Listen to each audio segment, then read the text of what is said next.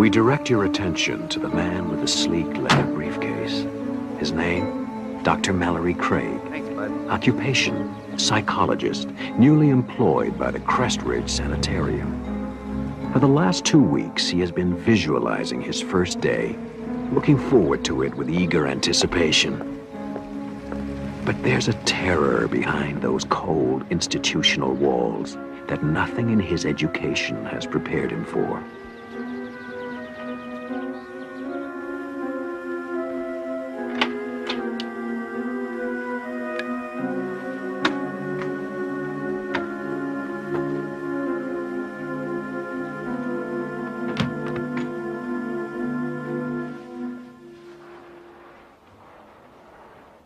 Dr. Craig? Yes. Rebecca Robb. Everyone calls me Becky. I'm the catch-all head nurse, good cop, bad cop, advisor on policy, and tracker down of missing paychecks. Glad to have you aboard. Thank you. Glad to be here. This place has got a fine reputation. I only hope I can live up to it. I'll get you the files on your clients. You'll be taking over Dr. Parnett's group, about 6 or 7 people. I think you'll find them all quite fascinating. Thank you, Becky.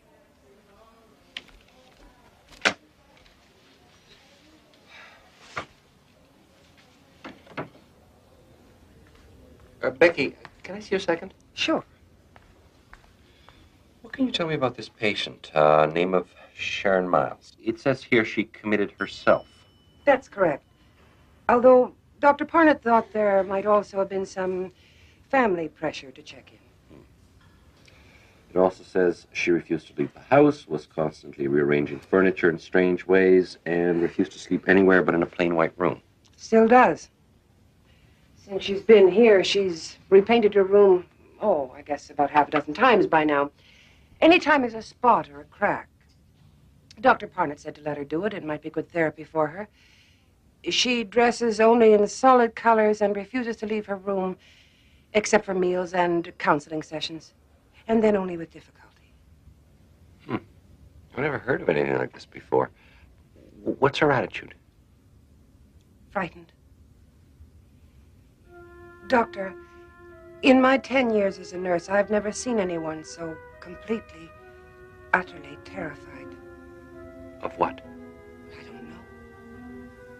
Even Dr. Parnett couldn't find out that one. Good night, Doctor.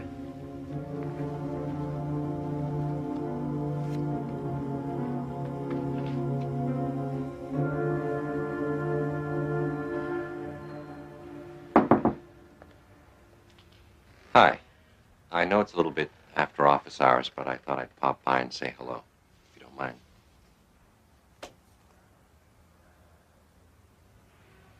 Yours? Nice work. I'm afraid arts and crafts are pretty much beyond me. Tried to make a bookcase once, ended up as a napkin holder. Nice room. Spartan, but very nice. Thank you. I've been going over the caseload, and yours is very interesting. I noticed that you graduated to therapy on a voluntary basis. Dr. Parnett decided not to push matters. If there was something I wanted to talk about, I'd talk about it. But you haven't. You haven't been to therapy in nearly 2 months. You know, I'm sure if you were to try again, I could arrange for a field trip. No. I don't think that would be a good idea. Not yet. When I'm ready, maybe. All right.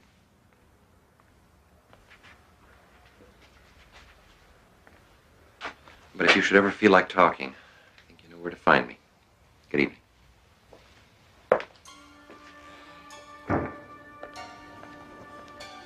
Ah, good. There you are. I've been looking all over for you. Before everyone went home for the night, I wanted to introduce you to the rest of the staff. Fine. That'll be all right. Get it away from me! Get it away from me! Get it away from me! I told her we don't have any other heavy blankets. It's getting colder and she's I don't care! Get it away! I don't want patterns! Look, just go and get 2 or 3 light ones. That should be all right, don't you think? As long as they're plain. One color, no patterns. No patterns. I promise.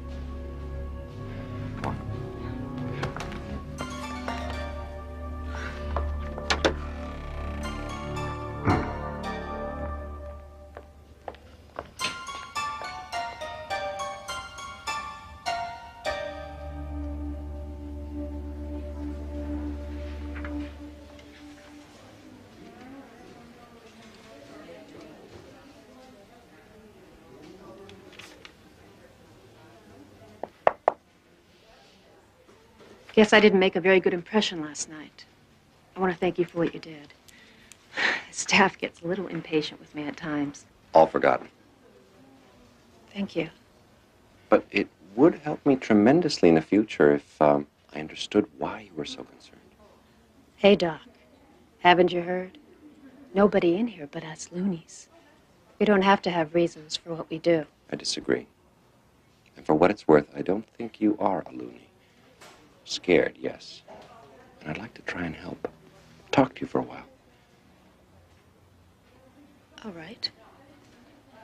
If you just move that for the time being.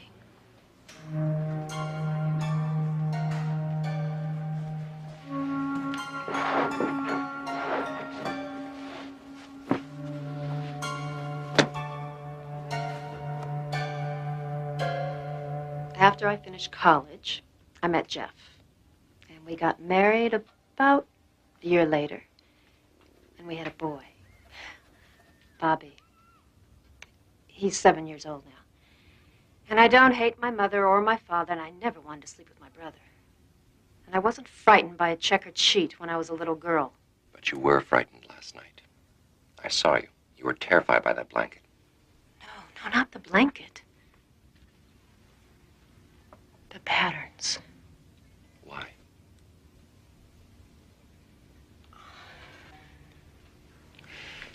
Don't you want to leave this place? I can't imagine you'd want to stay. Then why don't you tell me? You wouldn't believe me if I told you. Try me.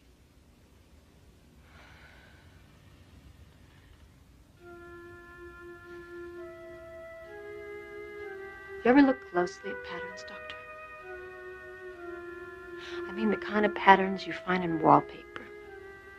Cracks in the ceiling. Linoleum floors. I suppose so, yes. You ever see faces in those patterns? And the way that the cracks and colors come together so that if you look at it, just so, you could swear you see a face. Of course. We had a linoleum floor when I was a kid. I used to spend hours looking at the patterns, trying to make faces out of them. See, that's the way the brain works. It tries to find order in chaos.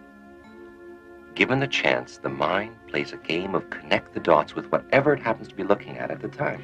Yes, but did you ever wonder why you see faces? Not animals or plants or buildings, but faces. No, actually, until you mentioned it, it hadn't occurred to me. It didn't occur to me either. At least not at first. It was Sunday, and I was looking up at the wallpaper. It was covered in abstract patterns, you know the kind. And I was looking up at the wallpaper, looking into the patterns. I saw a face in it. Doctor, I swear it looked back at me. Right at me. I caught it off guard, I guess, because I got the most terrible, horrible feeling that it knew that I saw it. And I looked away. It was gone.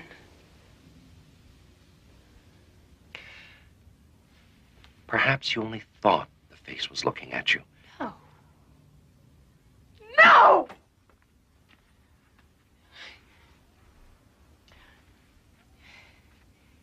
You know when you're crossing the street and you make eye contact with the driver the way everybody tells you to, and even though you can't see them clearly, you can feel when you've met their eyes. You know they're looking at you. Well, this face was looking at me, just like that. And why did it suddenly disappear? You said yourself that you looked away. At that moment, your mind rearranged the dots into a different pattern, one without a face. No, there was something there, Doctor. I saw it and it saw me. It's trying to kill me.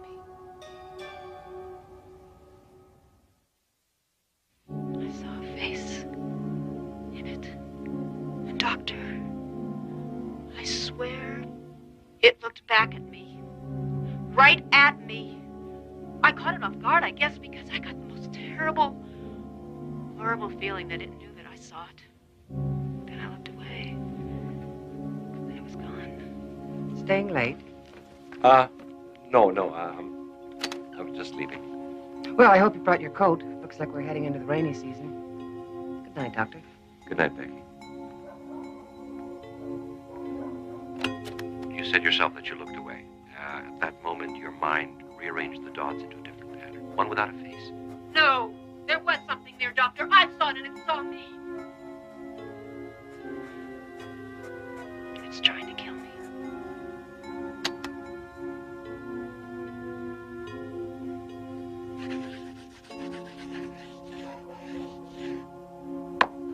After I saw the first face, I started seeing more of them. They were watching me, peering out of the patterns of carpet, ceilings, wallpaper. I tried to paint over them, but they kept coming through. Faces in the pile of leaves next door. Faces in tree trunks, brick walls.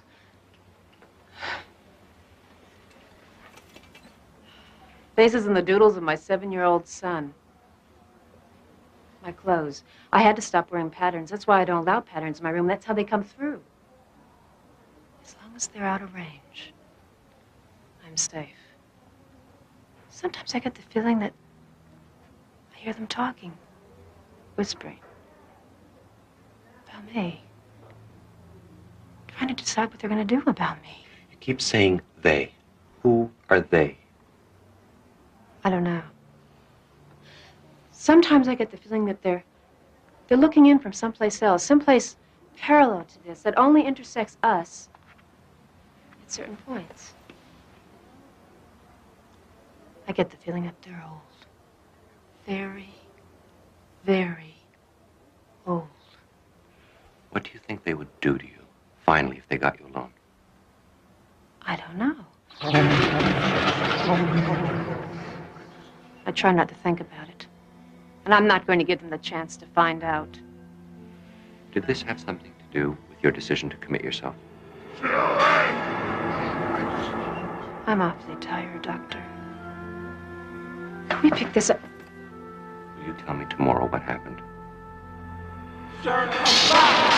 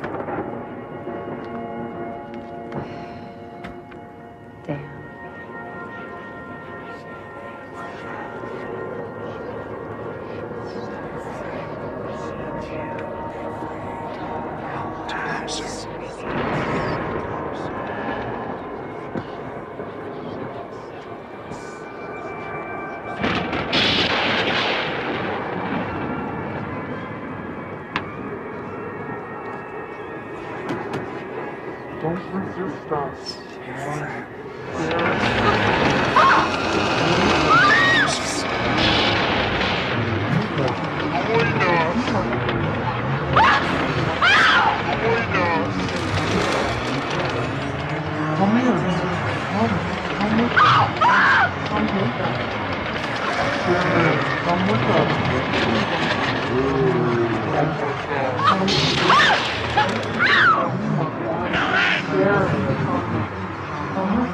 Don't resist.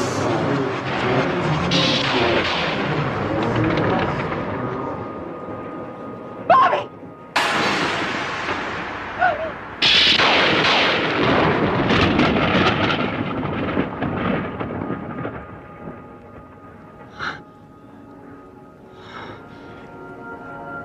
Oh.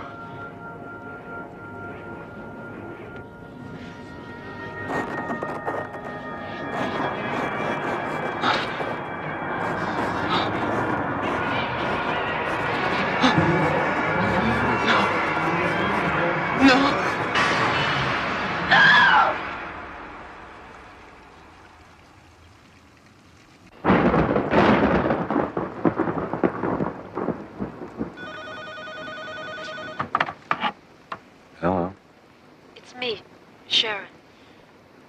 I've changed my mind. I can't live like this anymore. Someone has to know in case something happens to me. Tomorrow I'll tell you everything. Glad to hear that, Sharon. And, Doctor, I lied to you. I think I know what they are and what they're trying to do to me. I can't trust them not to. Doctor, please, if anything happens to me, promise me you'll protect them. Jeff and my son, promise me? Well, I promise.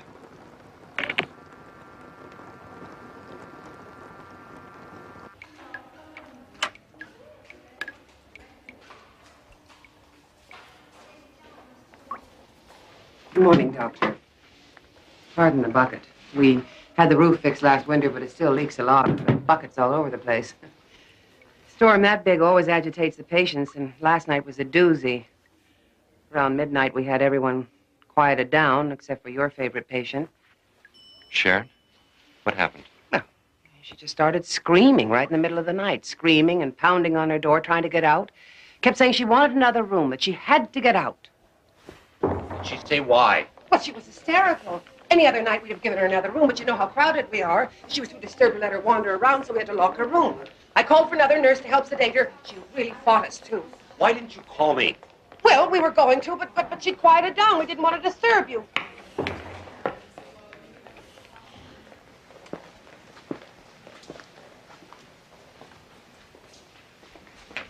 Good morning, Doctor. I hear you gave our nurses quite a night. Well, I was being silly, and I realize that now. Storms frighten me. Actually, thanks to you, I realize I've been silly about a lot of things. Such as? Such as being here, committing myself, abandoning my son and husband just because of some perfectly irrational fears. It's wrong. And I can see that now. I guess all I really needed was someone to talk to. I fear you give me way too much credit. It's a very pretty outfit.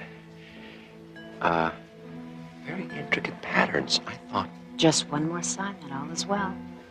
I called the front office and had it brought to my room. With some luck, I signed the release forms and I'll be leaving here this afternoon. So soon? I thought we could at least finish our... We did. And again. Thank you.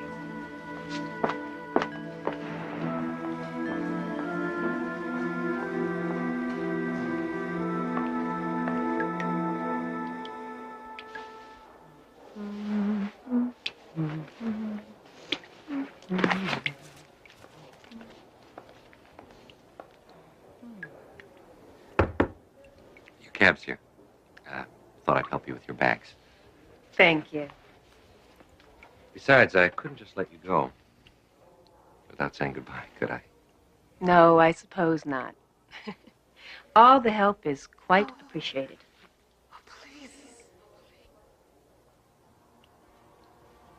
Did you hear something? No. Must have been the wind.